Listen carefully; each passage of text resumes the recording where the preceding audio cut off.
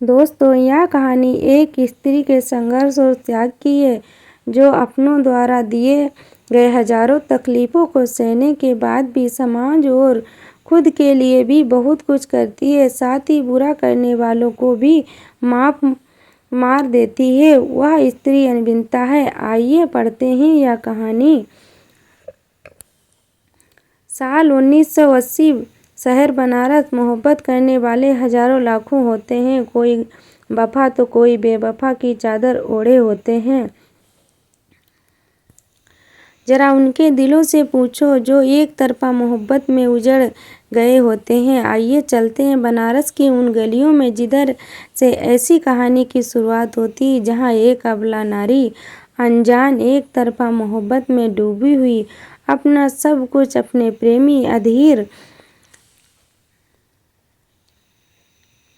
को अर्पित कर चुकी थी। वह सोचती थी उसका प्रेमी उसे 7 जन्मों के बंधन में बांध लेगा, जो विश्वास उसके प्रेमी द्वारा दिलाया गया था। लेकिन उस प्रेमी के धोखे ने उसका सब कुछ बर्बाद कर दिया और ना चाहकर भी उसे उस रात एक बच्ची को जन्म देना पड़ा। बिन ब्याही उस नारी ने लोक लाज समाज के डर से अपनी दुधमुही बच्ची को खुद से अलग करने का फैसला भी कर लिया। और वह जेठ की उस तपती गर्मी में, जहां खुले उस सूरज के नीचे से किसी बहस का निकलना भारी था, वह स्त्री 2 दिन की बच्ची को सीने से लगाए रोते हुए कार में पीछे की सीट पर बैठ निकल पड़ती है। दोपहर के करीब 1 बजा होगा। रोड पर सनसनाहट छाई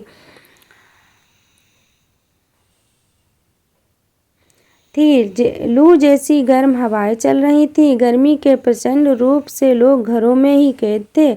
आज किसी व्यक्ति का काशी अनाथालय एसोसिएशन वाली रोड पर कोई आवागमन न के बराबर था, और वह असहाय दुखों से पीड़ित स्त्री अपने बच्चे को दूध पिलाते, दुलारते और चुप कराते हुए बस रोते और आंसू पोंछते हुए यही बोले जा रही थी, मेरी प्यारी लाडली, मुझे माफ़ करना। दुनिया के कुछ लोग बुरे या मैं बुरी हूँ, मुझे नहीं पता, लेकिन इतना ज़रूर पता है, मैं जो आज पाप करने जा रही हूँ इसके प्रायश्चित के लिए कुछ भी कर लूँ, लेकिन भगवान शिव भी माफ़ ना करेगा। और वह स्त्री कार से उतरकर उस बच्ची के माथे को चूम अनाथ आश्रम के बाहर लगे पालने में डाल उसे दुपट्टे से मुँह छुपाए आंसुओं के साथ कार में बैठ चली जाती है। 45 डिग्री तापमान में बच्ची का इस तरह तपते हुए पालने में रह पाना असंभव था। वह माँ के आंचल से जैसे ही दूर हुई, हाथ पैरों को मारते हुए जोरों से रोने व बिलखने लगी। कोमल हृदय वाली, नाजुक फूल जैसी सुंदर, लाल रंग टमाटर जैसा। यकीन करना मुश्किल था कि कोई कैसे अपने इस जिगर के टुकड़ों को दूर कर सकता है। आज उसकी आवाज़ सुनने वाला शायद भोले की नगरी काशी में कोई नहीं था। वह बच्ची जोरों से हाथ पैर हिलाते हुए जोरों से रोए व चीखे जा रही थी, लेकिन शायद उसकी चीखें अनाथ आश्रम के अंदर भी किसी कर्मचारी या आया को सुनाई नहीं पड़ रही थी। जो यक्का दुक्का लोग निकलते व घोड़ा गाड़ी से होते, उन्हें भी उसकी आवाज़ व चीखें सुनाई ना पड़ती। आज भोले बाबा ही कोई चमत्कार कर सकते थे। चलने लगती, तभी एक पागल सी गंदे से कपड़े पहने औरत जो रोड पर पड़ा उठाकर खा लेती, वह उस रोड से करीब 100 मीटर की दूरी से बच्चों के रोने की आवाज़ सुन वह उधर चल पड़ती। तभी 1-2 मिनट में वह वहां पहुंचकर उस बच्ची के समीप आकर खड़ी हो जाती है।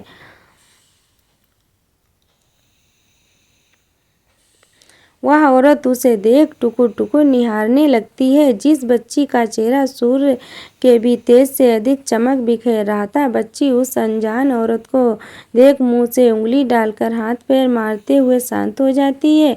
वह पागल सी दिखने वाली औरत उससे मुंह मोड़ जैसे ही दूर हटती, वह कोमल सी जान वाली बच्ची रोने लग जाती है। उस पागल औरत के हृदय में उस बच्ची के रोने की आवाज़ सुनकर न जाने कैसे प्रेम की आग धधक उठती है, और वह उसकी ओर फिर मुड़ खड़ी हो जाती है। बच्ची फिर दोबारा उस औरत को देख शांत हो जाती है और दोनों हाथ व पैर तेजी से झटकने लगती है। इस करुणामयी दृश्य को देख वह पागल औरत अजीब सी हरकतें करते हुए अपने चेहरे को इधर उधर हिलाते हुए उस बच्ची को पालने से निकाल अपने सीने से लगा लेती है और तब वह बच्ची कुछ शांत सी हो जाती है। वह पागल औरत से भी रहा नहीं जाता, जैसे मानो उसमें किसी को ढूंढ रही थी। तभी वह उसे वहां से लेकर अपनी मलिन बस्ती की ओर चल पड़ती है। मलिन बस्ती पहुंचकर उसे एक छायादार पेड़ के नीचे लेकर बैठ जाती है। तभी उस बच्ची के प्रेम में डूब अपने स्तनों को उसे पिलाती है। शायद उस पगली औरत को क्या मालूम बच्ची को किस दूध की आवश्यकता है, क्योंकि उस औरत के स्तनों से दूध नहीं आता। शायद उसके 2 कारण रहे होंगे, पहला पागलपन या दूसरा शारीरिक कमजोरी। लेकिन वह इस तरह कैसे इसको शांत कर सकती है थी, उसकी भूख को नहीं। तभी कुछ लोग उस पगली औरत को बच्चे के साथ देखकर एकत्रित हो जाते हैं और उस बस्ती के लोगों में से एक आदमी कहता है, अरे यह पागल किसकी बच्ची उठा लाई है। तभी दूसरा कहता है, अभी तो यह यहीं घूम रही थी। तभी तीसरे ने बोला, बच्चा तो किसी पैसे वाले घर का जान पड़ता है, बचाओ नहीं तो यह मार डालेगी। तभी कुछ लोग उस बच्ची को उससे छीनने के लिए आगे बढ़ते हैं। सुनो, ये बच्चा हमें दे दो। अच्छा, हम तुमको खाने को देंगे। वो औरत उन लोगों को अपनी ओर आता देखकर घबराहट में पड़ जाती है और नवजात को सीने से लगाए गुदगुदाते हुए भागती है। तभी कुछ लोग दौड़ा लेते हैं, पकड़ो पकड़ो, किसका बच्चा चुरा कर लाई है। आज वह पगली इस तरह अपने सीने से बच्ची को लगाए भाग रही थी जैसे कोई उसकी दौलत छीनने जा रहा हो। वह नंगे पैर तपते हुए बनारस रेलवे स्टेशन की ओर भागती है। स्टेशन के अंदर पहुंचते ही उन पकड़ने वालों की आंखों से वह ओझल हो जाती है, क्योंकि रोज की तरह आज भी स्टेशन पर भीड़ अधिक होती है। तभी उसमें से एक व्यक्ति की नज़र पड़ती है। वो देखो ट्रेन में चढ़ रही है। तभी उस ओर भागते हुए, लेकिन जब तक ये लोग उसके समीप पहुंचते ट्रेन चलने के लिए हाथ दे चुकी होती है और स्पीड पकड़ने लगती है। अब क्या किया जाए, ट्रेन तो चल दी, ना जाने कलमुही किसके बच्चे को लेकर भाग गई। तभी उसमें से एक कहता है, रुको, पूछताछ वाले ऑफिस में चलकर साहब से बताते हैं। सभी ऑफिस की ओर भागते हैं। अरे साहब, जल्दी कीजिए, एक पागल औरत एक बच्चे को लेकर अभी ट्रेन से भाग गई है, हम लोग उसका पीछा कर रहे थे। पूछताछ वाले ऑफिस में बैठा व्यक्ति कान में उंगली डाल साफ करते हुए कहता है, किस प्लेटफार्म पर थी। तभी उसमें से एक आदमी कहता है, साहब प्लेटफार्म नंबर 1 पर ट्रेन खड़ी थी। ट्रेन का नाम और डिब्बा तो नहीं देख पाए, लेकिन अभी गई है। और वह ऑफिस में बैठा व्यक्ति किसी नंबर पर फ़ोन लगाता है और उसकी जानकारी उस ट्रेन में ड्यूटी में तैनात RPF सिपाहियों को देते हैं। फिर जब तक वे सिपाही उस डिब्बे तक उसे भीड़ में ढूंढते हुए पहुंचते, ट्रेन अगले काशी स्टेशन पर रुक जाती है और वह स्त्री यात्रियों के धक्के के साथ ट्रेन से बाहर निकल जाती है, जहां शिव का काशी विश्वनाथ मंदिर नज़दीक होता है।